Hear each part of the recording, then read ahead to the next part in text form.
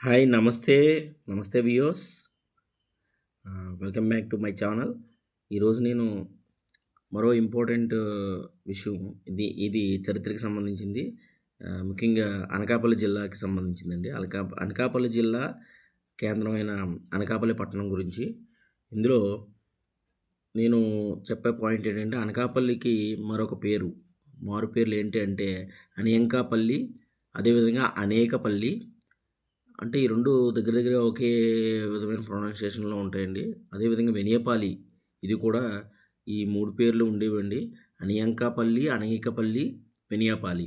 ఇది గాకుండా పూర్వం అంటే రాజుల కాలంలో విజయపురి, కనకపురి అనే 2 పేర్లు ఉండేవండి. దీంతో పాటు ఆధునిక కాలంలోకొస్తే బెల్లంపట్నం అని కూడా పిలిచేవారండి. అంటే బెల్లంపట్నం ఎందుకన్నారంటే బెల్లం అనేది ఫేమస్ అండి, అనకాపల్లి బెల్లం అనేది. సో, దీన్ని యాక్చువల్‌గా గోల్కొండ నవాబు కాలంలో ఇక్కడ పాయకరావు జమీందారు గారని, జగన్నాథ పాయకరావు జమీందారు గారు దీన్ని సంరక్షించేవారండి. ఇక్కడ ఒక కోట అనేది కట్టారు.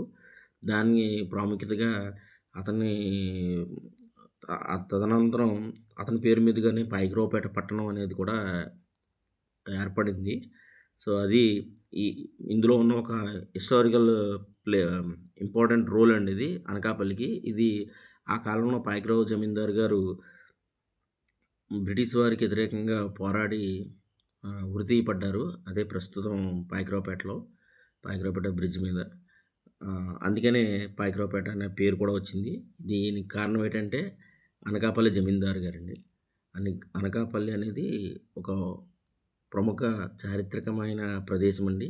నూకాలమ్మ తల్లి ఎంత ఫేమస్సో, అదేవిధంగా దాని చరిత్ర కూడా ఎంతో ప్రసిద్ధి చెందిందండి. Thank you. ధన్యవాదాలు.